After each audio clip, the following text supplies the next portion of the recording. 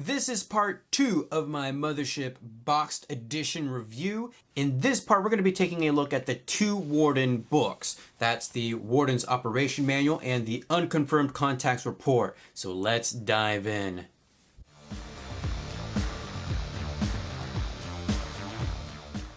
So here we have the Warden's Operation Manual.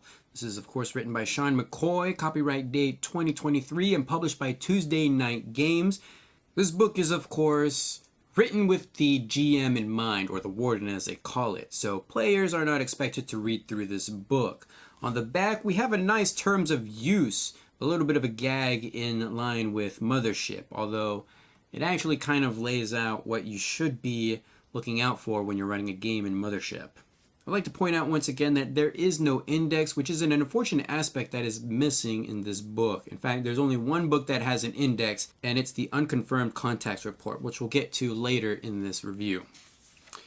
Mothership works on the premise that the PCs are going to survive the nightmare, solve the mystery, or save the day. A good adventure will present all 3 of these to the players, but they won't necessarily accomplish all 3. 1, yes, possibly. 2, if they're really lucky, but never 3. With that in mind, the first thing that we need to do as a warden is to choose a starting scenario. We have things like explore the unknown, investigate a strange rumor, salvage a derelict ship, exterminate an otherworldly threat, visit an off-world colony, undertake a dangerous mission, survive a colossal disaster, respond to a distress signal, transport precious cargo, and make contact with the beyond. Now that we have a basic scenario, we need to find the horror in it. To do this, we use a method called the tomb cycle, which stands for transgression, omens, manifestation, banishment, and slumber. It describes the cycle of horror from its origin all the way to how it is defeated in 5 acts. So in transgression, someone knowingly or unknowingly awakens the horror from its slumber. In omens, the horror heralds its arrival through signs and signals. In manifestation, the horror reveals its true form to the players.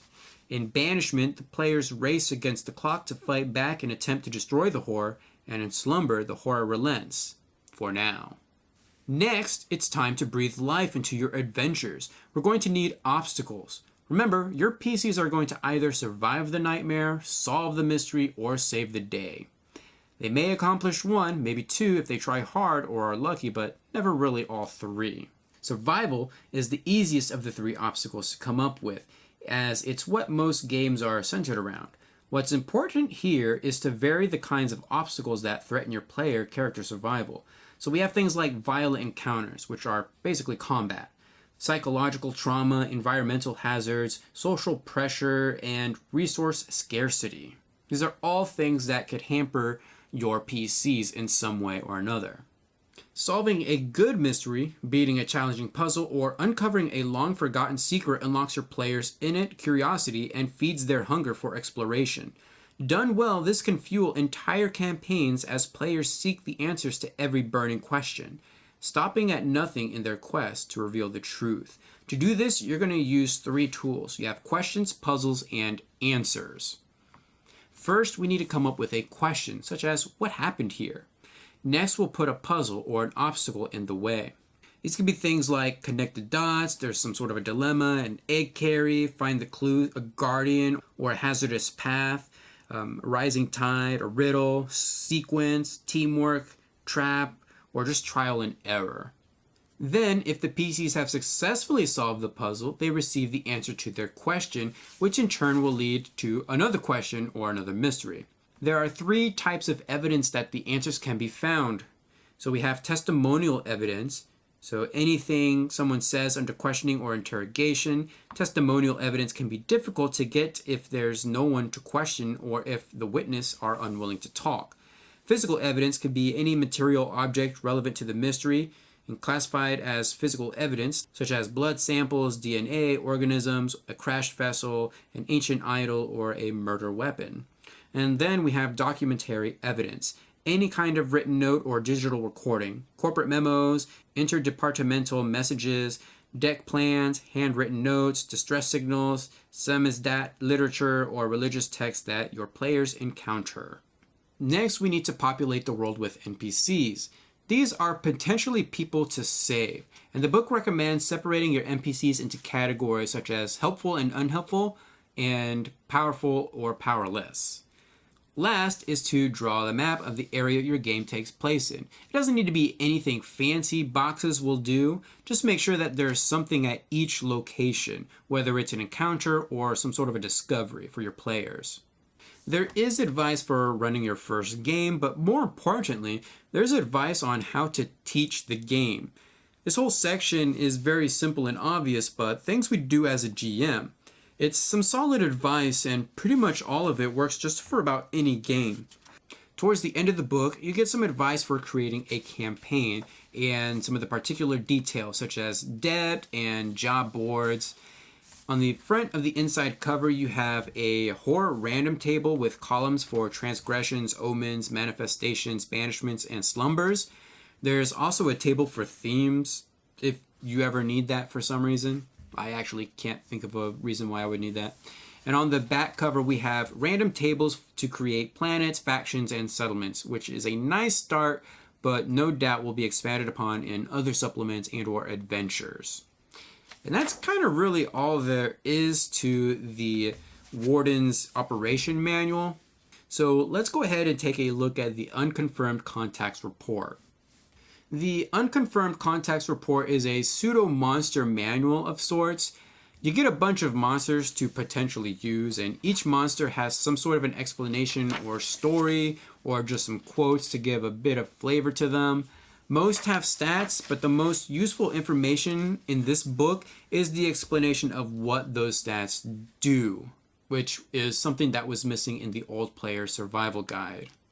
So in terms of monsters, we have things like the For Your Eyes algorithm, angels, belladonnas, the body politic, the brown stream, sea levels, cabin 102B, chronopods, demons, Dorians, the drowning, the engineer, entity LKA5, family meal number 5, freighter 54, good, which is actually an awesome one, ghouls, granny, greys, hatchmen, headjackers, husks, hyperspace raiders, incubus, little gods, mother, monolith, nomads, new centric transmissions, omnivore, oidopolis, pico civilization, possessed, pure love, root language, high gold, the sea of silence, Sally and the screen, spore clouds, the stain, star shades, stickmen, succubus, throat leeches, unpersons,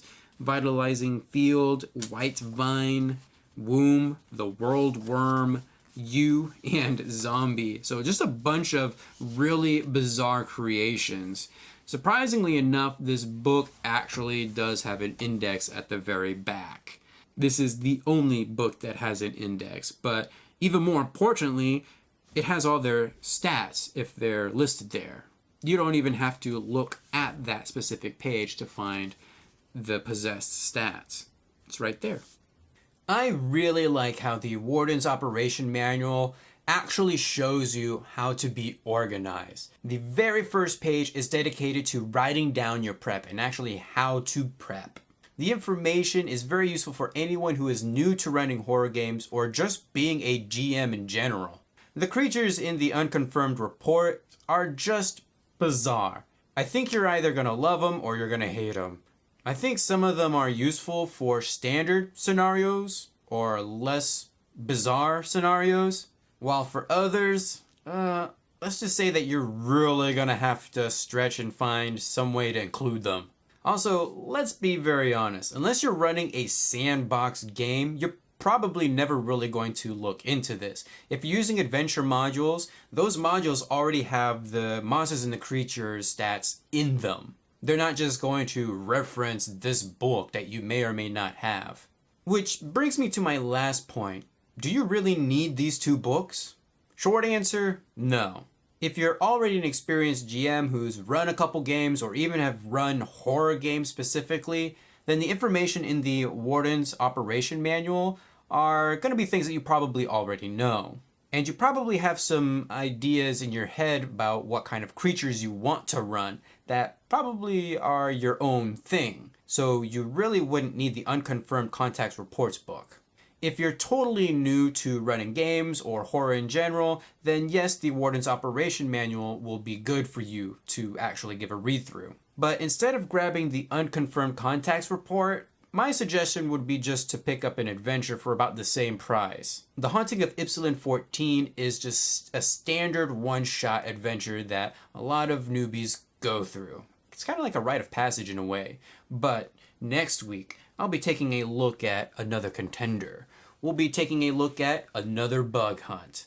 So, feel free to leave a comment down below, give this video a huge thumbs up to support this series, and I will see you guys in the next video.